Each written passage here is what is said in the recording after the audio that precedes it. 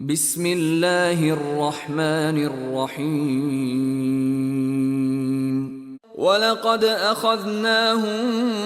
بالعذاب فما استكانوا لربهم وما يتضرعون حتى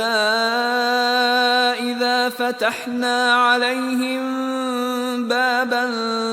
ذا عذاب شديد إذا هم فيه مبلسون وهو الذي أنشأ لكم السمع والأبصار والأفئدة قليلا ما تشكرون وهو الذي ذرأكم في الأرض وإليه تحشرون وهو الذي يحيي ويميت وله اختلاف الليل والنهار أفلا تعقلون بل قالوا مثل ما قال الأولون قالوا أإذا متنا وكنا ترابا وعظاما أإنا لمبعوثون لقد وعدنا نحن وآباؤنا هذا من قبل إن هذا إلا أساطير الأولين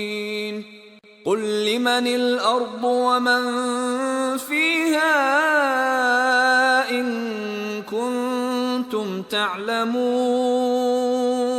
سيقولون لله قل أفلا تذكرون قل من رب السماوات السبع ورب العرش العظيم سيقولون لله قل أفلا تتقون قل من بيده ملكوت كل شيء وهو يجير ولا يجار عليه إن كنتم تعلمون سيقولون لله قل فأنى تسحرون بل أتيناهم بالحق وإنهم لكاذبون ما اتخذ الله من ولد وما كان معه من إله إذا لذهب كل إله بما خلق ولعلى بعضهم على بعض سبحان الله عما يصفون عالم الغيب والشهادة فتعالى عما يشركون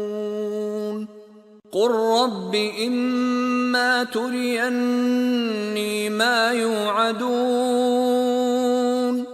رب فلا تجعلني في القوم الظالمين وإنا على أن نريك ما نعدهم لقادرون ادفع بالتي هي أحسن السيئة نحن أعلم بما يصفون وقل رب أعوذ بك من همزات الشياطين وأعوذ بك رب أن يحضرون حتى إذا جاء أحدهم الموت قال رب ارجعون لعلي أعمل صالحا فيما تركت كلا إنها كلمة هو قائلها ومن ورائهم برزخ إلى يوم يبعثون